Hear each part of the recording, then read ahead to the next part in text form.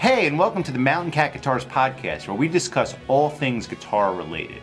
My name is Doug Meyer, owner of Mountain Cat Guitars, and I've been buying and selling guitars professionally for over 25 years. From boutique guitar and amp builders, vintage guitar dealers and experts, guitar repairmen and luthiers, retailers, manufacturers, and of course guitar players, we talk to the people who buy, sell, play, and of course obsess over the things we love most, guitars. Hi, this is Doug Meyer, and welcome to the Mountain Cat Guitars podcast, episode number 17. We are at the Guitar Shop NYC in Sunset Park, Brooklyn, with Mas Hino, who is a legendary New York City luthier and guitar builder and a guitar repair guy, and partner in the Guitar Shop NYC, and we're super happy to be here. And hello, Mas. Hello. How are you today? Good. So, why don't we start right at the beginning? Okay. You were born in the States, or you were born... I was born in Japan, Tokyo, Right. Japan, Right. in 1966, March 21st. And you grew up in Japan or grew up here? Mostly I grew up here because I was in Japan till I was like 8 and a half. And then came to the States? Then, when I was 9, I came to States in 1975. Where in the States? New York? Oh, you came right here? Yes. To the city? To the city. First, we lived in Douglaston, Queens. Right. Yeah, for 2 years. Then we moved to the Manhattan. Oh, wow. So you Yeah. grew up in the city? Yeah, 82nd West End Avenue. Oh, that's cool. Yeah. You don't meet that many native New Yorkers. Yeah. Well, you do. They don't live here anymore. Mm-hmm. You Exactly. know, everyone here came from someplace else. Yes. You know, mostly. Mhm. You know, but that's cool. So you grew up in New York City from the time Yes. you were 10, you lived here. Mhm. And your father's a musician. Yes. That's the reason why we came to the States. Right. Because my father was already a famous trumpet player in Japan. Right. He didn't have anywhere to grow up to, so he decided to come to New York, where all the jazz musicians are here.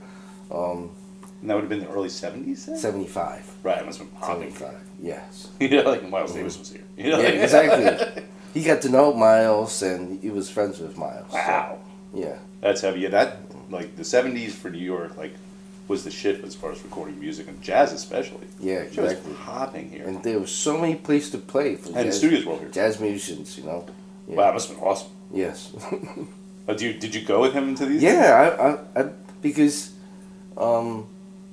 we went to like this place called Barber's a lot, but it would be like 3 in the morning, so me and my brother would be sleeping right on the Right. side stage or whatever, and then after my dad's gig, we used to go to Chinatown and go to this place called Hop Key, and it's like 3 a.m. It's like, can we go? And so that's where I got to eat spare ribs and Peking duck. In the middle of the night. Yeah, all that stuff. Yeah, That was fun. that was fun. When did you start playing guitar? I started playing bass. Bass. Actually. That's right, you're a bass player. First, I learned drums when I was like 9 years old. Oh, so you were And- already. Yeah, but I hated drums. There's no melody. Right, And I wasn't into just wasn't into it. right. So But people seem to be born of one instrument or another. Yeah. Drummers are drummers. yeah, drummers are When you meet drummers. like a certain guy, you can tell they're a drummer. And a bass player is a different person than a guitar player. Yeah, You know, sometimes they're the same. Some guys play both. Yeah. But a drummer's a whole nother different animal. Exactly. Like a singer's a different animal. my hand and leg what do you call it? Coordination. Coordination was bad. Right. Yeah, that's not gonna work out for drums. Yeah, so So you played bass originally. yeah, bass originally because first when John Lennon died in 1980, I wanted to, start making music. So I said, Dad, I want to get piano or guitar. But then my little brother, was like, Mas, play bass, because he wanted to play the bass.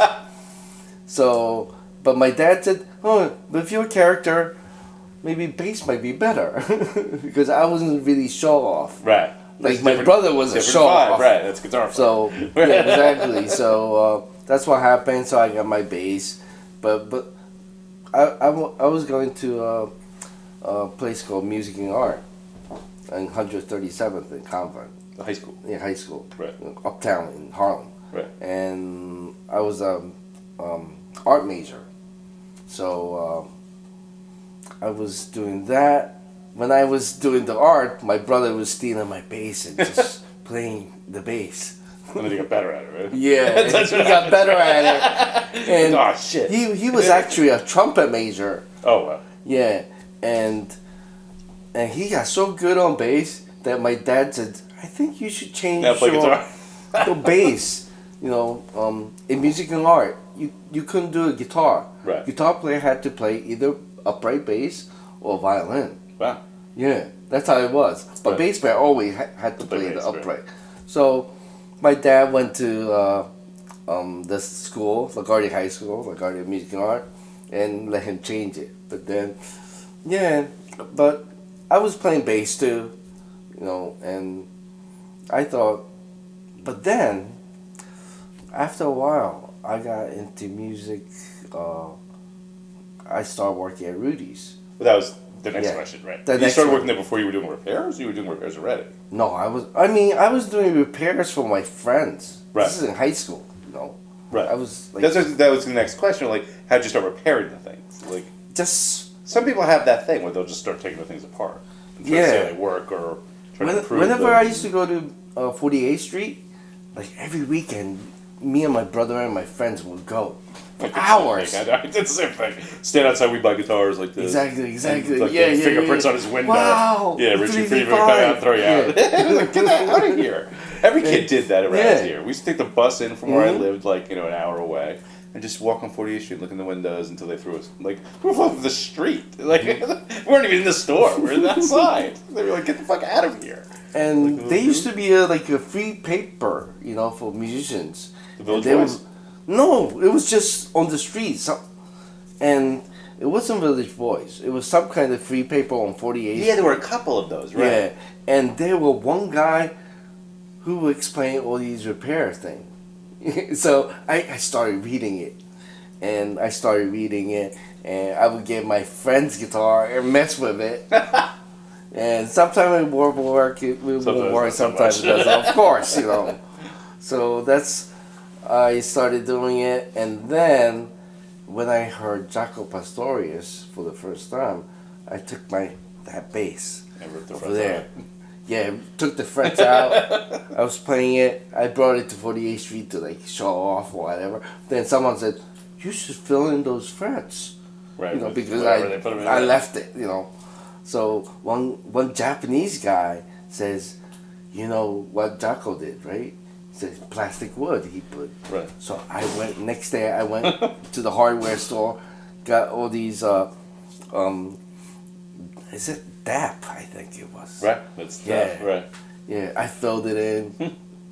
But then next day or next month or so, I read in Japanese Swing Journal magazine, which we used to get all the time because of my dad. Right.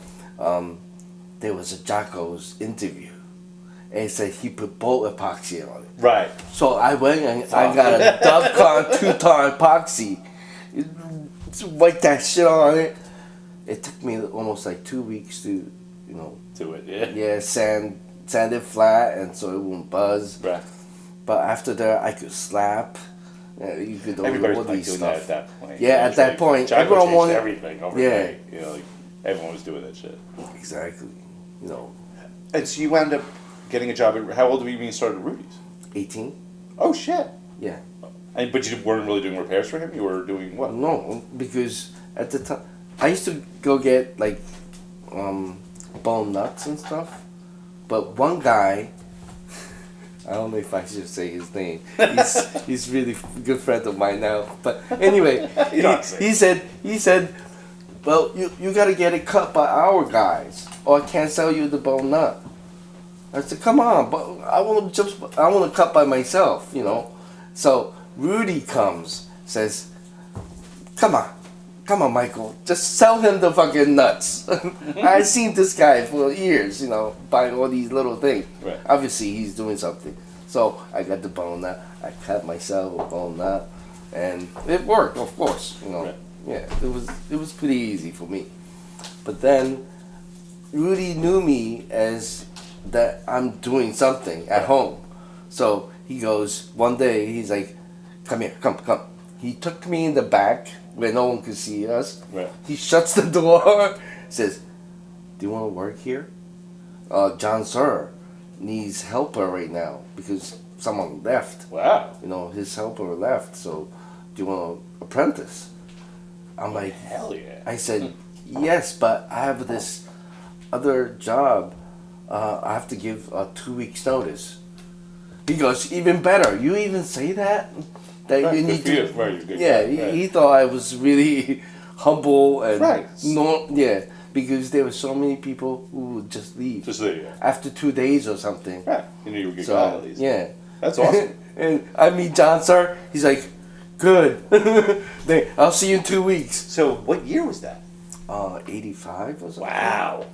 So you were on 40th Street in the mid-'80s? That was Yeah, exactly. back there too. And I That remember was like, like the spot still in the mid-'80s. 40th Street was still 48th Street. yeah, Les Paul Jr. was only $200. I know. You see those pictures, you're like, Like oh. 60s 335 was $550. Yeah. Yeah. Yeah, like a 50s Esquire is $800. Like Look, those 59 are- Les Paul was only 25 grand or something. Probably not even yet. No, 2,500 probably. right. Yeah, it wasn't that much. Yeah, you get the there was a place in Jersey called Guitar Trader Mm-hmm. that sent out a newsletter every month with the prices. Wow. And a friend of mine gave me a shitload, and they're from the mid-'80s. Mm-hmm. You know, it's like an Explorer, $3 grand. Right. You know, right, Gibson right. Explorer, like whoa. You know, versus like 50 Strat, $1250. You know, Right. but you know what was always expensive? Were Gretsch 6120s. Were the most expensive guitars back then. They were $2 grand.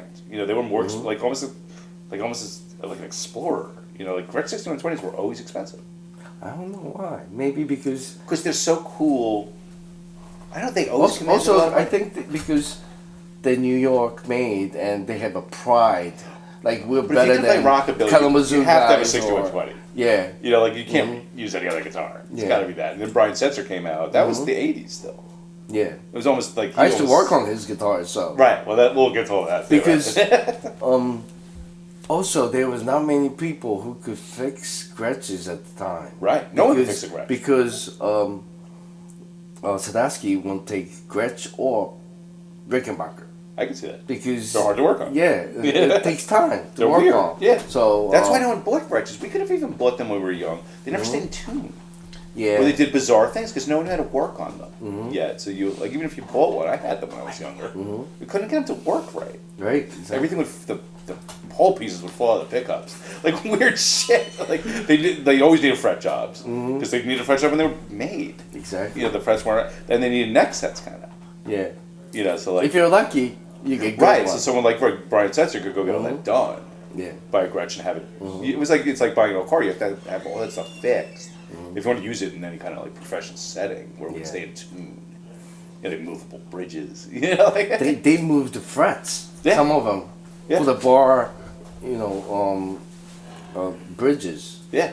So It's just moving all over the place while you're playing Yeah. it. It's going crazy attitude, and you're like, you have to get all that shit taken care of, like, if you're gonna like use that guitar. Yeah. But yeah, back then especially, no one could fix that.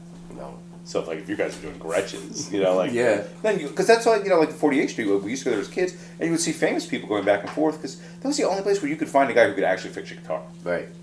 You know, like in your little town, probably that guy couldn't do any Gretsch. He could probably set up a guitar. Maybe he could do an intonation on a Strat at best. But we used to buy guitars when we were kids, and you'd buy them, and they wouldn't stay in tune. Right. And you bring them to the guitar shop, and they would sell you new tuners.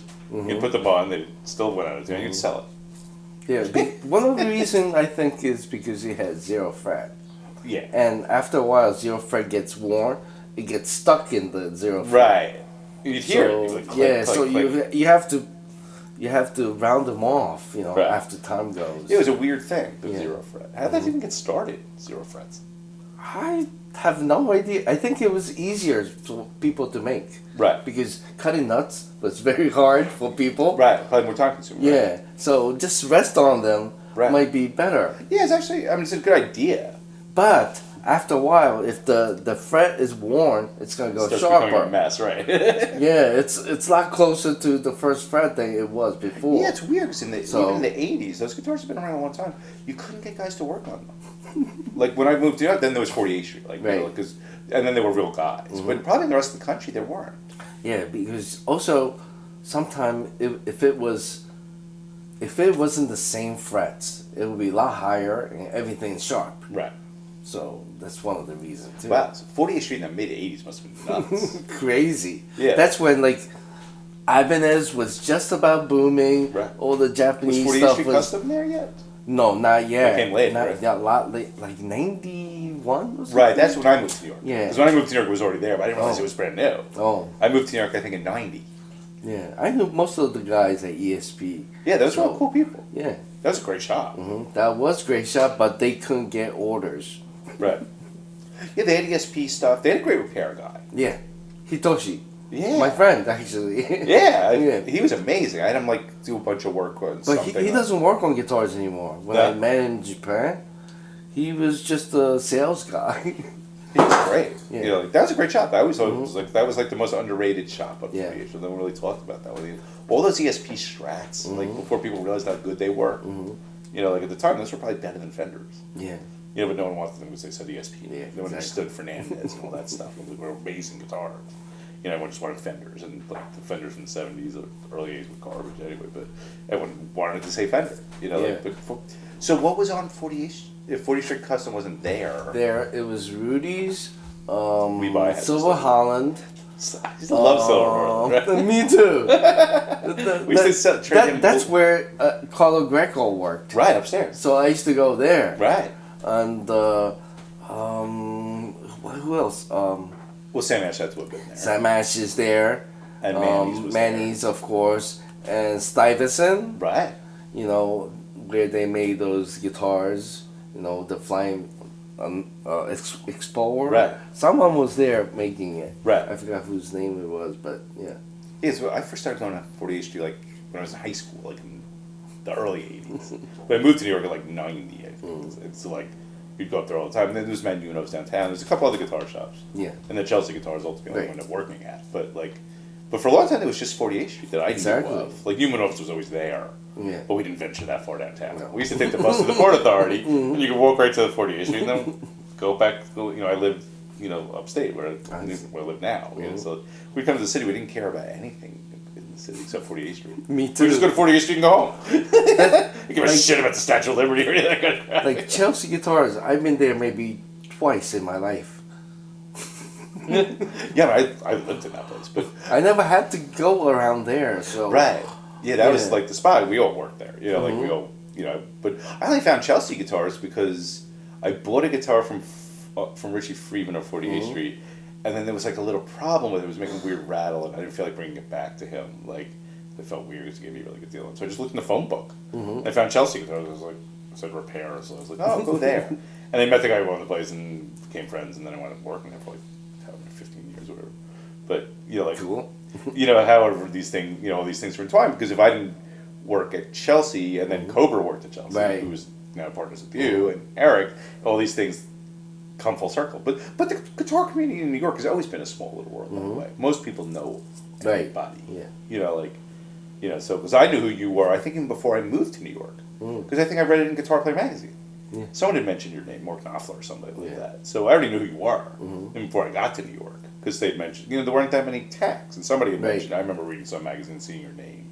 And they going to Rudys and going, oh shit, that's that guy. You know? Yeah, back then it was like that. It was like, there was no internet. Yeah, You exactly. know, you saw someone That's you right. read about in a guitar magazine. I remember, like, you'd go to 48th Street, you would see a guy like Mark Knopfler come out of Rudys and be like, whoa. You know, that's behind Dire Straits. Like, it's no shit. You know, like, those guys would go to 48th Street. Will Lee, you'd see all those cats. 'Cause, like, that's where they went. You know, Hendrix bought his guitars on 48th Street. Right. There wasn't many other spots. So, like, that was, like, the center of the guitar world for a long I time. know, because you could go there and do everything. It was everything. And everyone, like Not Sam just Ash and Manny's were guitars. right across the street from each other. You know? Not just guitars, but brass, All the repairs. All recording the stuff. repairs was there. Yeah. Yeah, accordion stuff Yeah. was what's his name? Alex. Right. Yeah, Alex. And they made some basses too. Yeah. Alex Axe. Exactly. Yeah. That's right, Alex. There With Sam those Ash round pedals. pickups. Right. We used to go to Manny's and like I never realized back then. I didn't find out until recently that the Manny's like that Hendrix went to wasn't that Manny's. It's actually across the street. Oh, It was a that's smaller the first version of one. Manny's. Yeah, yeah. Right, I never knew there was a first one. They kicked them out, but then they get the 100-year lease or Right, whatever. on the street. Free, Yeah, I remember talking to Night Bob and him going, "Oh no, that's not the same place. It was a small amazing." He sent me a picture of it. It was like Rockefeller said, "You guys gotta move. We have to make these big buildings. So can you move? We'll give you 100 years or whatever." Right. I never knew there was another Manny's, and that's really what Hendrix was guitar. Yeah. But, you know, roughly the same place, but it was smaller. Right. It looked like it was on the other side of the street. You know, like.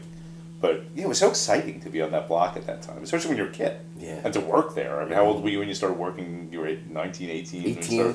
Yeah. That's amazing. Yeah. Man, you was freaking out. Yeah.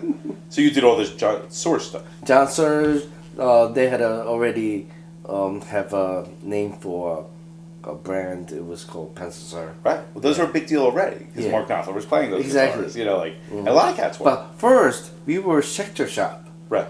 So John was making all the Schecters for. Oh, I didn't know that. Yeah. All the real famous people. Like Knopfler Schecters. Oh, I remember Pete Townsend had Schecter guitars. Yeah. All those Pete Townsend bought one of the Schecters we built. Right. And Yeah, I remember getting those catalogs when we were young. That was the first catalog like stuff. on albums, it says courtesy of Schecter. Right. We wouldn't get any cut. So, and Rudy said we gotta change the name so they know who's making the real stuff is. Right. So they said, okay, make the Pencil and the Sir, and Right. it became Pencil Sir. Right. So I remember reading about all that stuff and Mark Knopfler. He was like the guitar guy for a long time. Like he was like, you know, on every magazine you'd read, he was always a Guitar Player magazine. And he was the first guy you saw playing those, and a lot of cats started playing those. Those were like the first really boutique-y kind of Strats. I mean, they were Dan Earlywine guitars. There were other things, but those were the first ones that were like mass produced. Yeah, you guys must have sold shitloads of them. Yeah, and we used to get the bodies and necks. We used to have the Schecter, places that you could choose. Oh, you can come in and pick a neck and a body and pick up. You guys put them together. We were like the ESP kind of thing. Right. Yeah. Wow. I didn't realize that. That was all happening at Rudys. Yes. That's wild. Like Keith Richards' 6-way bridge. We put it on. Is that right? Yeah, but that's a Schecter part. Oh, that's funny because I just read about that the other day. I was reading some article on that guitar, and they were like, "Oh, in the '80s, you put this bridge on." Yeah. You know, like you guys did that. I did that. Wow. We did that. And also, I got to work on Mick Jagger's SG. Wow. That's in the live at whatever. Yeah. Like '81 tour. Yeah, that one. Because when I was a kid, we saw that tour a lot. John was like, "Okay, Mas, you can work on this," and we got few Zemaitis. Wow. With all the stuff coming off, so those John guitars had to were strange. epoxy stuff and had to do all the fretwork. The fretwork wasn't too good. So No, I remember going to Rudys and they had all the Japanese Zemaitis. Those are Grecos. Right. Yeah. Exactly. Those came later. Way later. Yeah, I remember walking in and going like, 90s "Whoa, Zemaitis!" That's when I was in the city. You know, like I'm going like, "What are these things?" I thought it was some guy in England who made them. Like, "Oh no, these are made in Japan." Those were actually played better. Way better. I bought two of them. I used them on tour forever. Cool. But I remember I was working at Chelsea right at the time, and Les had a real Zemaitis that I kind of wanted. It was way more than I had. But he's like, "Just go buy one of those ones at Rudys. It's a way better guitar. You know, it's like it actually plays. You know, like a lot of people have problems with the real Zemaitis. You know, Exactly. I'm sure you repaired a lot of them. Yeah. But bridges in the wrong place, kind of things. You know, won't intonate quite properly. You know, like Rod Stewart's 12-string. From what I gather, I had a friend who used to have to work on that. And it was like kind of. 12 strings always have problems, but it was doing that thing. Whereas, like Zemaitis were, when you grew up and watched, Ronnie Wood and James Honeyman Scott and all those people you wanted as Zemaitis, of course. Right. But the Greco ones were actually good Really guitars. good. Yeah, exactly. Yeah, I still have mine. I bought two of them back then. I toured with them. I did all kinds of shit. I kept one and sold the other one. But I still have it. It's a great guitar. Great. But he always had cool shit. Bruce always had cool shit. But that was one of those shops you're always like, kind of like when especially when you were young, you were like, kind of intimidated to go in because you couldn't buy anything. Before I worked there, I'll be like, "Can I try that?" And Yeah, I never. Everybody's like, they're like, "No." "Oh, you gonna buy today?" Yeah, that was like the 40 Street line. It's so mean. Like, are you gonna buy this today? I'm like, no. I still have that vibe though. I know. I'm not gonna let you play because you're not good enough for it. Yeah, that was brutal. Or they would just be like, "Get out of here. Come back when you have a job." Like, we would be like 15. They'd be like, "Get out." But they didn't have time to fuck around with you. They had to make money. Yeah, exactly. They weren't playing games. Like, they're like, get the fuck out of here. Do you have a credit card or anything? No, they go. But we'd be like, wow, these people are really mean. But they weren't playing around with kids. They weren't having it. I was always upstairs, so I didn't have to deal with a lot of customers. Yeah, We Buy Guitars was super intimidating because they weren't gonna let you try those. They had the glass thing. They weren't gonna let you play those guitars. But it was half my friends were those people now. Now I because we're my friends. My friend with Dennis Kelly was one of those people. Yeah, exactly. Yeah, he was there. Oh yeah, yeah. He was here last weekend. Exactly. But he was one of the guys up 48, Paulino and all those cats. And Richie Freeman, of course, the nicest guy in the world. But but they weren't particularly nice to us little kids. They were just like, get out of here. I got to make money. Because at that time, everyone wants to try to steal something, right? So you gotta always think, someone comes in, they're trying to steal something. Right. And Rudy goes, watch out for him. Yeah, what happened to Chelsea? There was something like a rash of that. Like, keep an eye on this cat. Yeah, exactly. That's what sucks. You didn't realize that when you were a kid that was what was going on. It's like there's just very high theft rate. For my first day at Chelsea Guitars, Les goes like, look, if they come in and they rob the place, just let them tie you up in the back. We'll find you later. I was like, really? He's like, yeah, they probably won't shoot you. Okay. Dean, at Rudys, he used to get his sneakers stolen while he's going out to lunch. What? On 42nd and 8th Avenue or something, he was there, and two guys grabbed him. He came back with just socks. It's like, what happened to you? What happened to you? Yeah, people don't realize when I moved to New York, it was dangerous. Yeah, it's not like it is now. You couldn't wear Adidas because it was terrifying. You couldn't go in the subway ever. You'd be killed. I moved to the city when it was at its worst. It was terrible. That's right. Yeah. It was awful, and I was young, and it wasn't terribly easy to scare. It was horrifying. That's why you made you strong. Yeah, I guess. That's why when I got my job at Chelsea, and Les was like, "Look, if they come in to rob the place, they'll probably just tie you up. They probably won't shoot you." I was like, "Probably." He's like, "Oh, they haven't shot anybody yet." I was like, "All right, cool." So half the time you're worried, someone's gonna come through the door to gun. It happened we were in the Chelsea hotel. It happened at the hotel. They got held up by gunpoint a few times. Wow. So it wasn't improbable that this would happen. He was just like, don't fight with them. Just let them tie you up. We'll probably find you later. But there were so many people who come with their cards, stolen cards. And at that time, we had to always call in. Remember that? What a call in. Sit on a hold. This guy wants to leave. Oh, that was the worst. But you could tell it's because they want. Can I get this? This? You want to try it? No, it's okay. Yeah, I'll try it. And we're just. They go, that's a stolen card. Please cut in front of them. Yeah. So you'd be like, Dean. Yeah. Scissors. Big scissors. Yeah. I would be like, blink, and they would like leave. Because people don't remember shit like that. It was like a crazy world. Yeah, it was totally different than now. Credit cards with these stupid machines. You get caught. You're like, I know you get caught exactly. That was the worst. I gotta do another one. It was cool that Chelsea Guitars that we didn't take credit cards. Really? All money. Wow. Because there were two owners. So it would have been, and they didn't get along. They cut the store in half. So it would have been too complicated to have two credit card machines in there. So there were no credit cards for years. Eventually you couldn't do it anymore. Right. And we couldn't take a check really either. It was mostly just money. Really? Yeah, because where'd the check go? So that made it easier. You didn't have as much of the credit card nonsense as you had later. But then of course you had to take a credit card at a certain point because you're just like, this is crazy.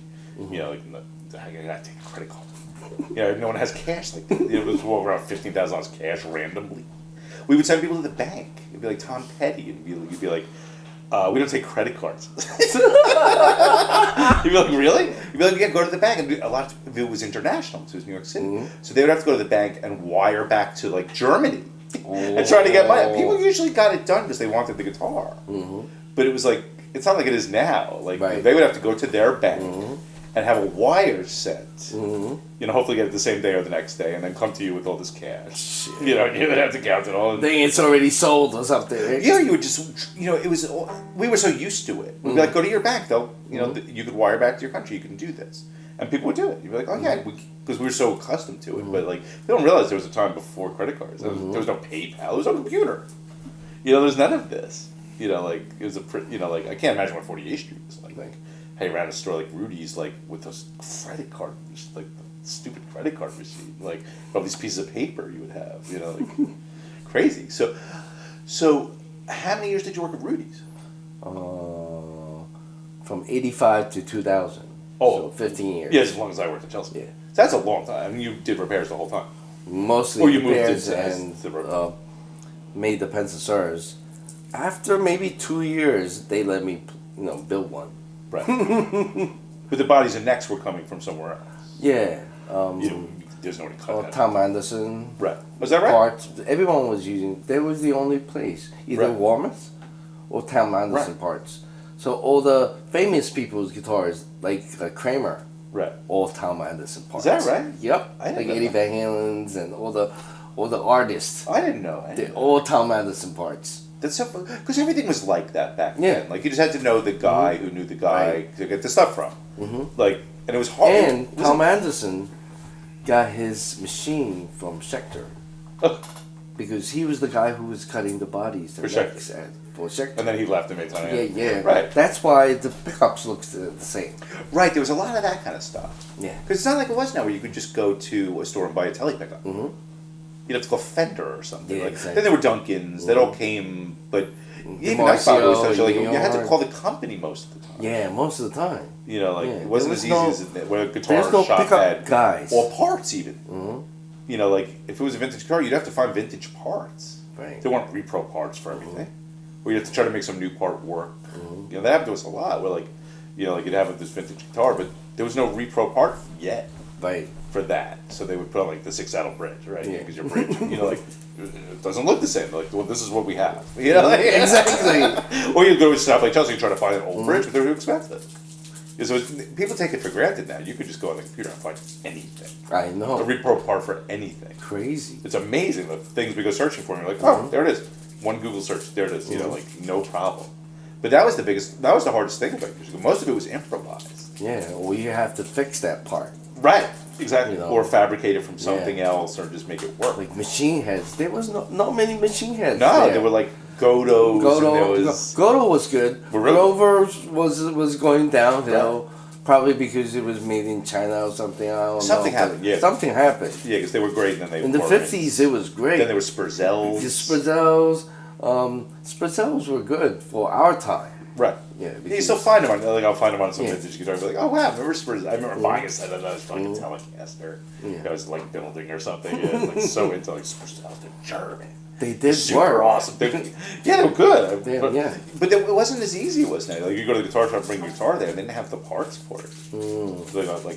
Wasn't even like the decals for the headstock. You know, like Yeah. we used to have to call Fender. I used to get Electroset. The early Pensasurs was all Electroset. But that's how you did that. Yeah, the ABC, whatever. Right. Okay, P, okay, E, Oh Jesus. and Yeah, that's probably really that's what we handmade used to guitars. do. Yeah. Yeah, all that stuff, like people just take it for granted now, like in the '80s especially, like the Yeah. pre-internet. How'd you get stuff done out of catalog, or you get vintage guitar magazine? You start to see things, and you call up a guy, and be like, hey, can you send me this? Like it was not easy. It wasn't. Especially amplifiers were even worse. Yeah. You couldn't get exactly. parts for amplifiers.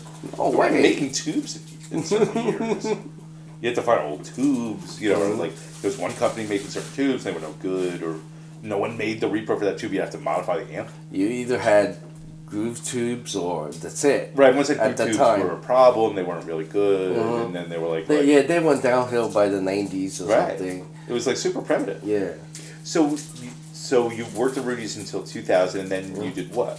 I went back to Japan. Oh, that's right. Cover was telling me that. Right. And I worked for this company called Atreus. They were already pretty famous, and even at the time, my brother was endorsing them, bass. Right. But I came there to help them make guitars. So in 8 years, I made like 300 strats. Oh shit. Yeah, They're busy. yeah. All Brazilian rosewood. It was nice. Did they come to the States, or they stayed mostly over there? Oh, it's mostly over there Oh, because people bought like 3 of them and they wouldn't let go because they knew I wasn't gonna be making all that. Right. And it was Brazilian rosewood, and the first couple hundred. We were selling for like 2,400. Wow, back then. Yeah, back That's then. big money. Yeah. Then we raised the price up to like 3,500. Whoa. But still, it was hotcakes. Right. People wanted them.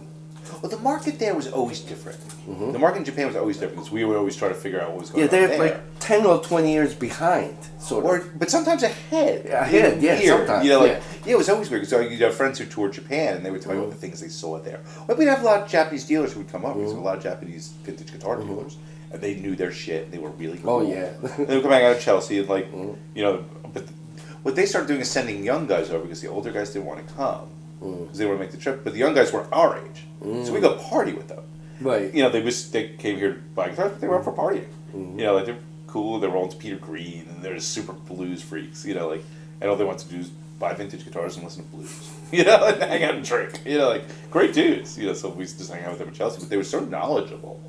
Yeah, because everything is on paper in Japan. Right. Well, the guitar magazine have all these little bit of things that so a lot of people know by reading, but they don't know by looking Touching at it, right. So Yeah, there was a lot of that. These guys knew that's why shit they we sent the young guys to study about. to learn it, right? Learn. These guys were knowledgeable. They were cool. Yeah. But there was, because the Japanese market was always like hot.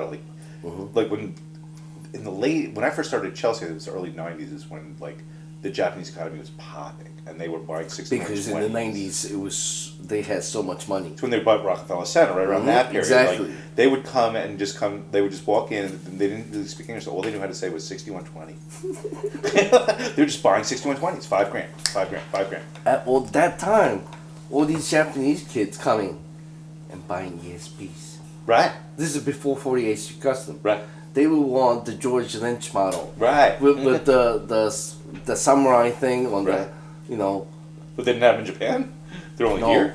In Japan at the time was $3,000. Over here It's it was cheaper to like come here and buy it. $1,200 or something. Yeah. So you come to the States to buy the Yeah. guitars and bring back to Japan. Exactly. That's what they would do because it was a lot cheaper here. Wow. That's Yeah. bizarre. Yeah. Yeah, it was a strange thing. And then Strange thing. the economy there crashed. Mm-hmm. But it was so, there was that period where the Japanese were buying everything. They bought Rockefeller Center about that time. Yeah, and that's when they were our biggest, by far our biggest customers in Chelsea. Yeah, they would just roll in, buy tons of shit, bring it back to Japan, they go to the guitar shows, buy everything. Whatever country was popping at the time. Then it was like Germany after that. You have these German cats coming in, buying everything. Because whatever economy loves American culture. Right. Especially, old Cadillacs, Levi's, all that shit. Whatever country has the money is buying that. Then it was like the Icelandic countries for a long time. We had customers coming in from Norway, Iceland. Guys playing in these big bands we never heard of, but they're touring the world. Their shit. Buying vintage guitars. It's like, great. Whoever's got the money, we're seeing them. But it goes around. Now it's kind of, now because of the internet too, someone in Iceland could just buy a guitar on the internet. You'll ship it to them. But back then you had to come to the States to buy that shit. There would be like one dealer in that whole country. And a guitar here that was $20,000 would be $400,000 at that guy's shop. So no one's going to buy it. It's cheaper to come to the States, have a vacation. Especially if you can get the stuff back. If you could take 2 or 3 back, you can make a fortune. Yeah, exactly. In whatever country that was. So that was really the thing. You couldn't do it with 10 or 20 guitars, but you could bring 2. You could just say, I came to play with my friends. Exactly. So we'd sell, they'd be like, what can I, buy a 50s Black Beauty, bring it back, and make a fortune. They would just do it. There's so many bursts in Japan. Yeah, more than really were ever made. I see like 20 and 59s. They lined up. I'm like, oh right. my God. That's where everybody was passing fucked up bursts. Yeah. Yeah, probably some of them maybe fake. They're all fake. Yeah. That's a whole other podcast. Yeah. On that issue. But so if you were in Japan from 2000 to 2008, then when you hooked up with Cobra, must have been, why'd you come back to the States? Because I hated Japan. Oh. It wasn't fun? Because from Rudys to Japan, I'm going downhill. Right, it's boring. It's like, what am I doing? This bullshit work. Right. Well, I'm not supposed to be. Yeah, you were in the doing big this. leagues, yeah. Yeah, I want to do my own stuff. Right. Why am I helping all these people? So is that, and then how long after you went back did you hook up Cobra? Must have had to been right about that. Maybe 2 years. Right. 3 years. 'Cause I I came remember back that in whole 2008. period. Because I worked with Cobra at 30th Street after Chelsea. Right. And then when he left, didn't Mojo have something to do with hooking you up with Cobra? Yeah, exactly. He said Cobra has some extra bench space at his new First, place. I was working at First Flight. That's right. Because Mojo, I remember Mojo saying, I used to live Rudys right is there. at First Flight, right? Yeah, because I used to live on 12th Street Avenue A. Right. So I used to go see him all That's the time. right. Yeah, I remember Mojo telling me, it was like, oh, So- Mas Hino's working at First Flight. I was like, why is he at First Flight? Was he at Rudys? He's like, oh, he lives right there or something. Like, I was like, oh, okay. And then, so I didn't want to go back to Rudys and do same bullshit again. So. Yeah, I remember him telling me that. I was like, well, that's odd. That was a cool little shop, but, it wasn't Rudys, But I remember, because then I remember when Cobra opened his thing. Yeah. I worked on the weekends only, right? Right. And rest of it I used to do at home on 126th Street and Lenox and 5th. So, it was hard for people to get there. So on weekends I used to go Saturday and Sunday. Then I see Mojo. I'm like, holy shit. He said, Mojo's like, let's talk outside. For all of you at home who don't know, Chris Mojo is Chris Cush, who owns Mojo Guitars. I get all these, these guys need some, help, which was a guitar man. Right. Guitar man. The guy from Manny's, but Manny's guy and some rich guy. He had months, but eventually he tried to commit suicide, and because he ran out of his money or something. But he couldn't die. So the shop was kind of fucked up in the moment. Everyone left. Right. It was just me and Mojo trying to pay the rent. It got to be hard. Yeah, I remember that whole period because I was hanging out with Mojo like every day. Then at that point. I said, I met Cobra, and first Mojo was like, you gotta meet this kid, Cobra, and you should maybe teach him and stuff because he's a good guy. And I'm like, okay. Then I got to know him. I started going to the 3rd Street. That was a spot. And that was the spot. I remember the first Cobra guitars were awesome. I remember first time Jeff, I think, was barbecuing over there. Inside the place. Yeah. And then I found out we're going to lose that shop. Right. On 7th Street. So I called Cobra and said, hey, I need a place to go. Yeah, I remember him calling me saying, hey, Mas is going to, work here, and help us out with stuff. I was like, that's awesome. That's cool. Because it was just Eli at that point and Cobra. Mm-hmm. Yeah, that was I left 30th Street before Cobra did, and then he left. Mm-hmm. Him and Eli opened that spot. Mm-hmm. Right. That was a cool space. That was. Cobra was shooting nitro on the curb. The whole curb, in front of the place was yellow. Yeah, I know. I remember. I was like, what do you do? He's like, the middle of the night. There's no one around. I just shoot. It's not on the sidewalk.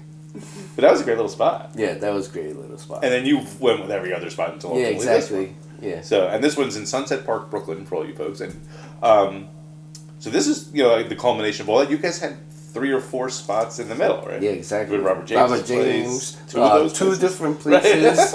Yeah, it was great. You guys were fairly mobile. Yeah. We were on the 3rd floor. How long have you been here now? A long time. 2 years, right? No, 2015. Oh shit, 4 years. Yeah, 4 years. You think it's longer, but it's this place is amazing. I love this place. It grew. First, it was just this. Oh, that's right. You guys just had this. Yeah, exactly. And we had the hair cutter in the middle. Oh, and right. The I saw photo studio. Right. It was like that the first time I came in. Yeah. Then this whole lease left, so we were gonna lose this place actually. Oh wow. Yeah, but Eric came up with some months. I sold some bass for the shop, so all the money went to the shop, and then he said, "Okay, we're gonna take the whole spot." Right. Yeah. No, this whole thing has worked out really well. Yeah. You know. So, and then we're doing a guitar show. Exactly. Which is gonna be awesome. It's only 5 weeks from today. Yes. That's gonna be crazy. Yeah. By the time this airs, it'll be 4 weeks from today. So we're doing a guitar show. So all of you people out there, come to the guitar show. Do the guitar show. We are in Sunset Park, Brooklyn, and I guess that's pretty much our podcast. Yeah. So thank you so much, Mas, for sitting down and Thank talking. you. I really enjoyed it, and we'll do another one, of course, because Yes. you're always around. Yeah. I'm always here. We'll do a more jokey one. Yeah. Well, we'll do some weird shit after this. Yeah. But thank you. Thank you. Great talking to you, and thank you all for tuning in. And we will see you on the next podcast. Hello, my name is Mas Hino. This is... Doug from Mountain Cat Guitars. James Carbonetti. We're having a Brooklyn guitar show. And we are at the Guitar Shop NYC in Sunset Park, Brooklyn. And we are putting on the Brooklyn Guitar Showcase and Mixer here on May 11th. We are really excited. We have some amazing vendors. And we've been talking and planning this guitar show now for a while, and it's going to be awesome. Come hang out with us.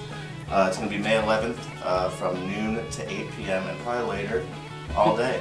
And we're going to have some later. It's people there. the Brooklyn Guitar Showcase and Mixer in Sunset Park, Brooklyn. And we are really excited to come to our guitar show.